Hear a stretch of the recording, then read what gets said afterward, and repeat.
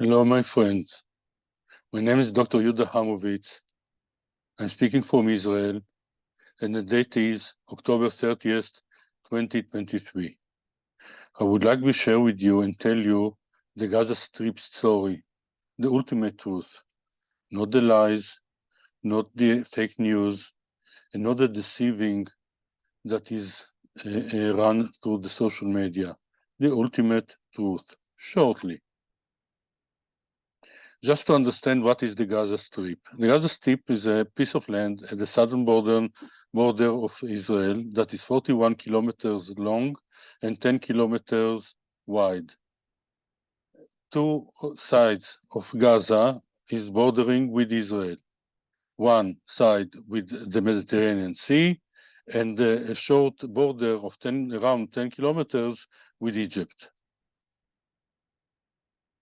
Until the Six-Day War in June 1967, Gaza was an Egyptian territory, not Palestinian, not any other lie, Egyptian territory, and that's it.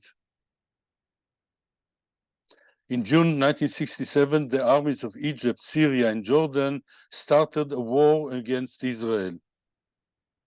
In 6 days, Israel won the war while conquering the West Bank from Jordan, the Golan Heights from Syria, and Sinai Peninsula, including the Gaza Strip, from Egypt. The West Bank not from Palestine, but from Jordan, and the Gaza Strip from Egypt, and not from any other invention. Between 1967 to 1973, under the Israeli regime, Gaza had an economic boom, trading with and working in Israel. It all changed in October of 1973, when the armies of Egypt and Syria started a war against Israel. Although the surprise and the many casualties, Israel won again. It has to win. Because if we won't win, we would not be there. We would not be here. The Gazians tried to join the Egyptian army and tried to perpetuate a way for the Egyptian army into Israel. They were defeated again. On March of 1979, an Israeli-Egypt peace treaty was signed.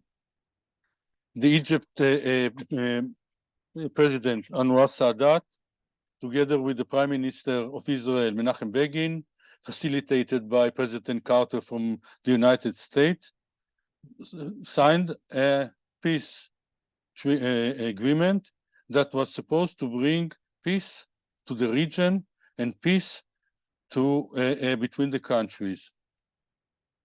Israel, as part of the agreement, gave back the entire Sinai Peninsula to Egypt.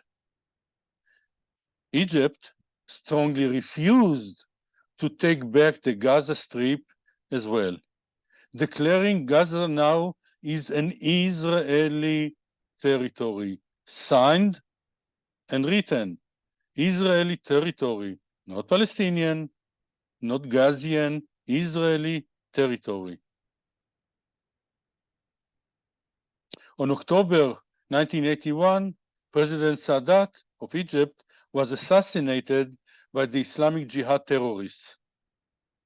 The man of peace was killed. Remember Islamic Jihad. We will meet them again. On September of 1993, the Oslo Accord was signed with Yasser Arafat, leader of the PLO, Palestinian Liberation Organization, the most infamous and notorious terrorist of that time, responsible for thousands of killings, in attempt to solve the Palestinian issue. Solve the Palestinian issue. Arafat came to Gaza and established a terrorist regime there. Not a peaceful one, not a peaceful regime, a terrorist regime, sending suicide bombers to Israel, killing hundreds of Israelis. The Oslo Accord from the Palestinian side was a huge scam to bring terrorists and terror into Israel.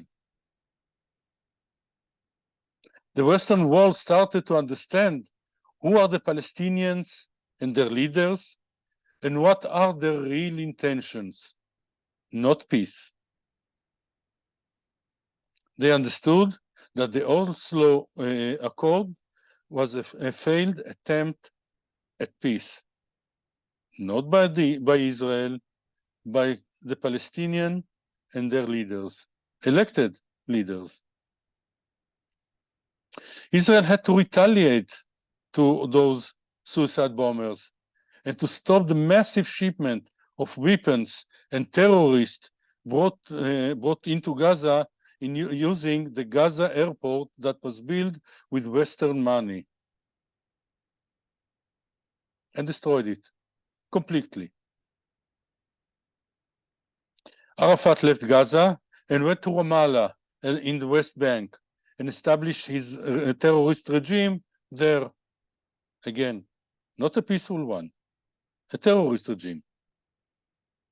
Meanwhile, Hamas and Islamic Jihad, remember Islamic Jihad, takes over Gaza and starts building a terrorist nation, fully armored with the countries and the entities sending millions and billions of dollars of foreign currency that was supposed to build Gaza, and instead was build an army.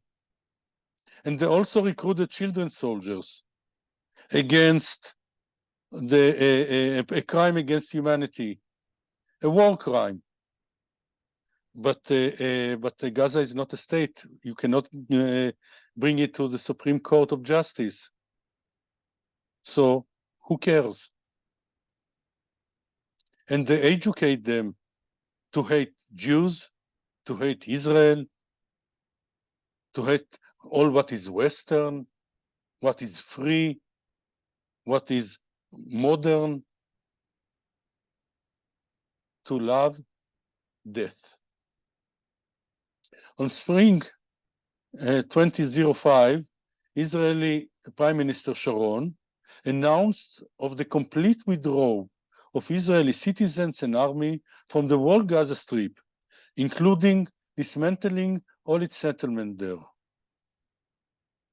Although inner Israeli resistance to the disengagement move, it was fully executed, and Israel withdrew to the original 1967 border with Egypt.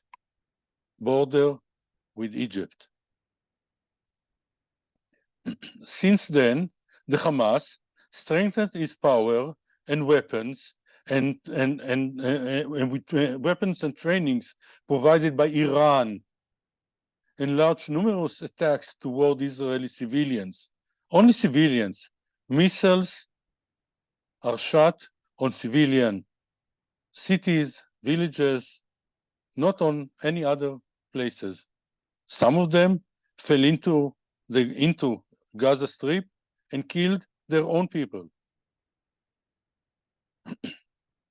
On June 2006, an Israeli soldier was abducted by Hamas to Gaza and was held there till his release on October 2011, 5 years and 4 months.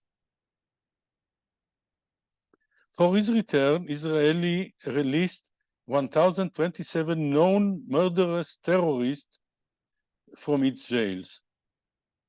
This is Israel. This is the contract of the Israeli nation towards its soldiers, not to leave anyone behind, and to release 1,027 known murderers to bring back one soldier.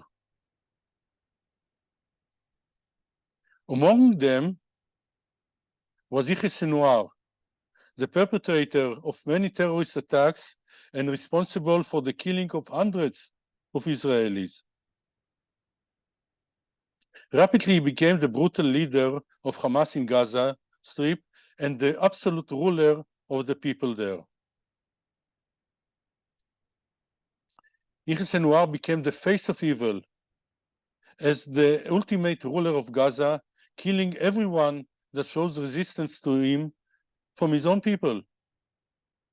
And the world understands Yahya Sinwar is the face of evil. And this Yahya Sinwar planned methodically his greatest move, the October 7th massacre. More than 2,000 Hamas terrorists invaded, by surprise, the southern border of Israel, killing, raping, decapitating, and burning alive more than 1,400 children, youth, women, men, elderly people, and whole families, wounding more than 4,000 people, captivating and smuggling to Gaza